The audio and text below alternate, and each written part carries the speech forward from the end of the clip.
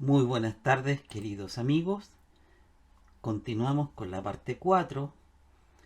Solamente reflexionar que ha transcurrido en concreto cerca de un mes desde que yo tuve la experiencia con la bestia. Y lo que más me ha costado, en términos concretos, es ver cómo poder transmitir esa información, que ya lo hice en los 3 pasados videos.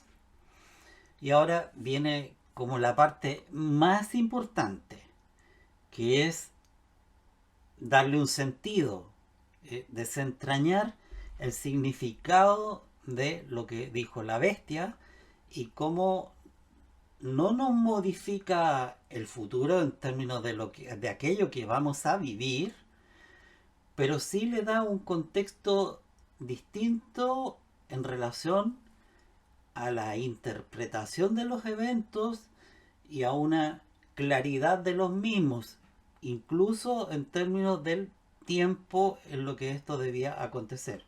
Y esto ha sido la parte más difícil, cómo entrego a ustedes este conocimiento, porque la idea es que siempre ha sido la misma idea, que aprendan, porque si no aprenden tendrían que repetir como loros, es decir, Juan Miguel dijo tal cosa, o Juan dijo esto, entonces ustedes repiten. ¿Y por qué dijo eso? Ah, no sé, pero eso fue lo que dijo. Esa vendría a ser como la alternativa. Y a mí nunca me ha gustado esa alternativa, porque esto es algo que ustedes deben procesar en su interior y estar de acuerdo en su interior. Y así sí avanzamos juntos en un mismo camino. Si no, no avanzamos juntos, me van siguiendo. Así es que para esos efectos vamos a partir, creo yo que lo más interesante es entrar a decir qué es lo que opinan los eruditos, los teólogos, los maestros de estas materias, los pastores, sobre lo que es la abominación de desolación o abominación desoladora. Creo que debemos partir por ahí, ¿ya? Y esta frase de abominación desoladora o de desolación aparece principalmente en el libro de Daniel, capítulo 9, versículo 27, capítulo 11, versículo 31, capítulo 12, versículo 11. Y es citada directamente por Yeshua, Jesús de Nazaret, en el Nuevo Testamento, en Mateo 24, versículo 15 y en Marcos 13, versículo 14. Cada interpretación se centra en un evento histórico o futuro como su cumplimiento. Primero, la interpretación histórico-profética. Cumplimiento en el pasado de Antíoco IV Epífanes. Esta es la interpretación más aceptada por historiadores y muchos teólogos para el contexto original del libro de Daniel, que es la profanación del segundo templo de Jerusalén por el rey Seleucida Antíoco IV Epífanes en el año 167 a.C. El contexto es que Antíoco, en su afán por helenizar, o sea, imponer la cultura griega a los judíos, cometió varios actos considerados una abominación. Prohibió la práctica del judaísmo. Esto tiene que ver con la circuncisión, el Shabbat, las leyes alimentarias. Entró en el lugar santísimo del templo, lo que era un sacrilegio.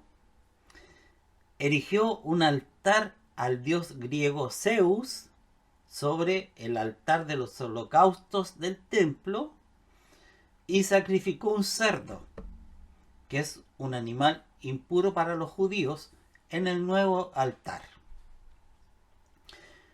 ¿Por qué encajaría esto?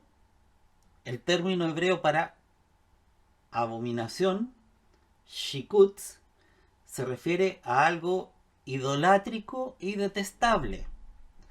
La acción de Antíoco no solo detuvo los sacrificios diarios a Yahweh, Yod-Heh-Vod-Heh, sino que instaló un culto pagano en su lugar, causando una desolación espiritual y física. Y este fue el evento que, digamos que fue la chispa que encendió la revuelta de los macabeos.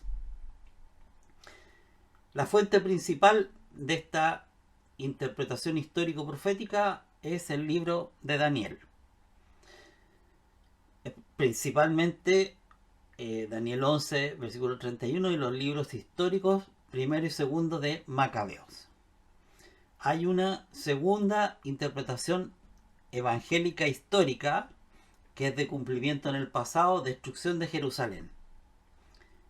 Esta interpretación se centra en la advertencia de Yeshua a sus discípulos y su cumplimiento en el siglo I. ¿Qué es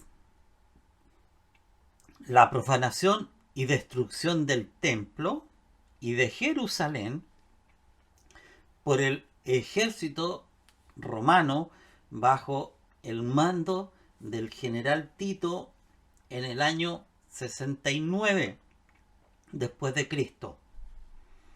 Aunque van a encontrar mayoritariamente que ocurrió en el año 70, me parece a mí que la investigación correcta es la de Michael Rood, que lo determinó en el año 69 después de Cristo.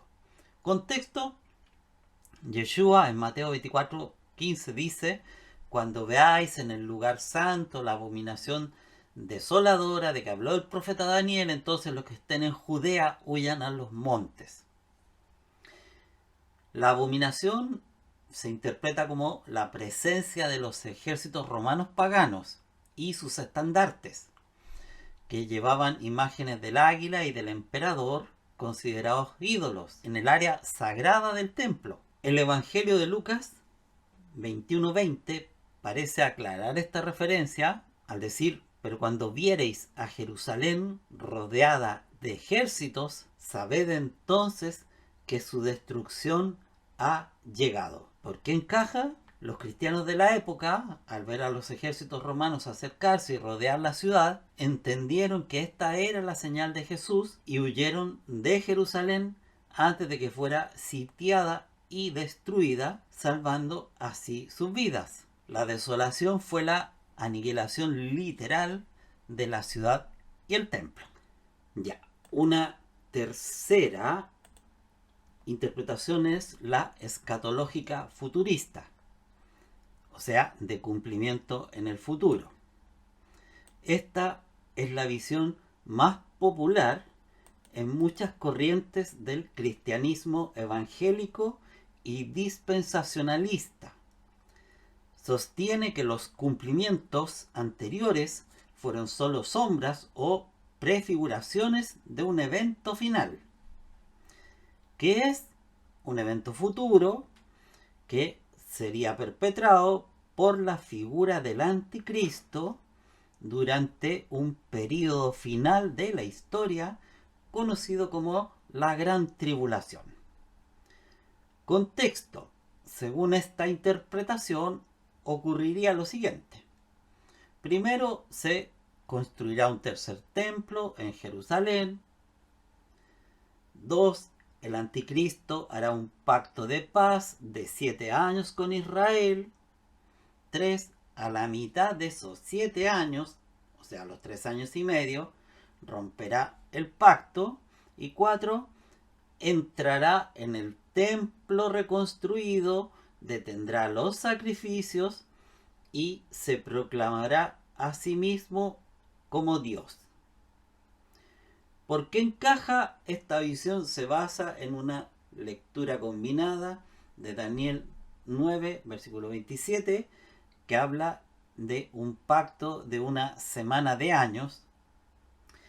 Mateo 24:15, que es la advertencia de Yeshua, y la segunda carta a los tesalonicenses, capítulo 2, versículos 3 y 4, que describe al hombre de pecado que se sienta en el templo de Dios como Dios.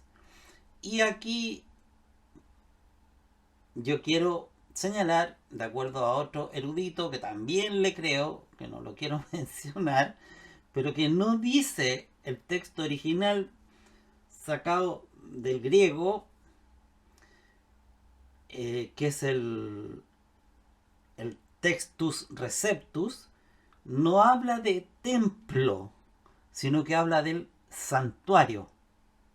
Es importante la distinción. Entonces, yo me voy a acoger a esa distinción, que sería la correcta interpretación o traducción bíblica al castellano del griego. Entonces, el hombre de pecado que se sienta en el santuario de Dios como Dios, haciéndose pasar por Dios. La abominación sería este acto supremo de sacrilegio por parte del líder mundial. Como yo ya he señalado en versículos anteriores, esa es esto del templo, que va a haber un tercer templo. Si vemos que aquí ya está hablando del santuario, más absurda se da esa situación.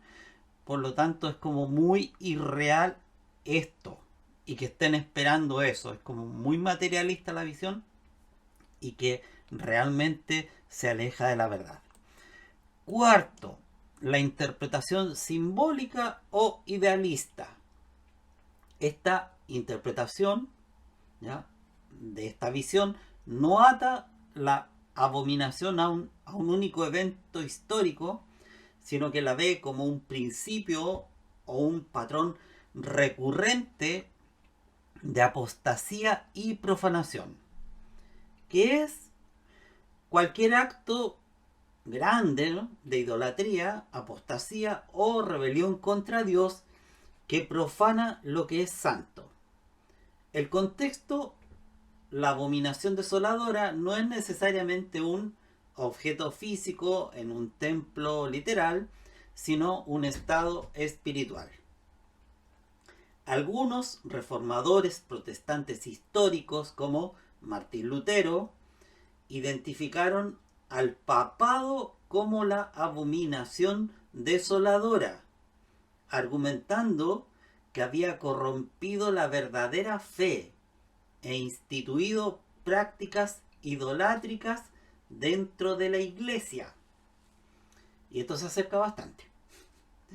Otros la interpretan como el auge del secularismo, el ateísmo o cualquier ideología que busca eliminar a Dios del espacio público y se erige a sí misma como la máxima autoridad.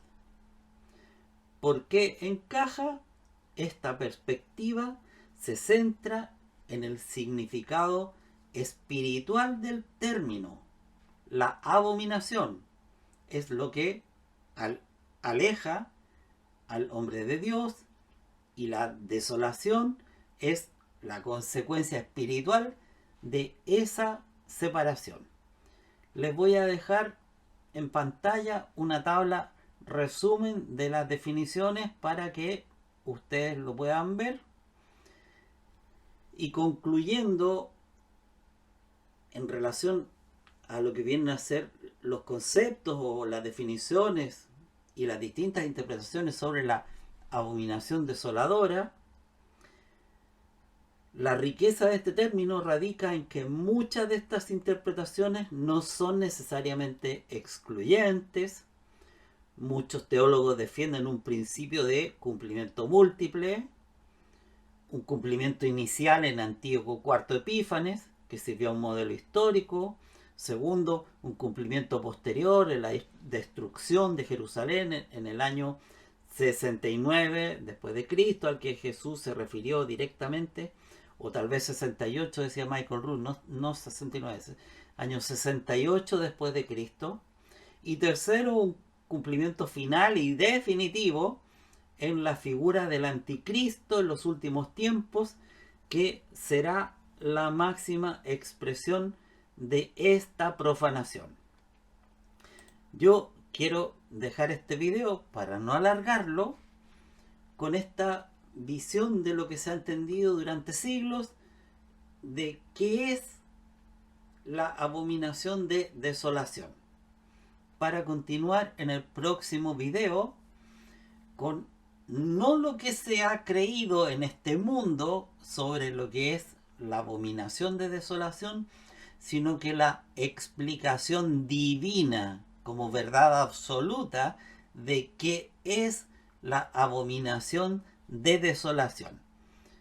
Y con esto paro el video. Bendiciones en el nombre de Yeshua HaMashiach y del Padre Yod-He-Vod-He. Bendiciones para todos.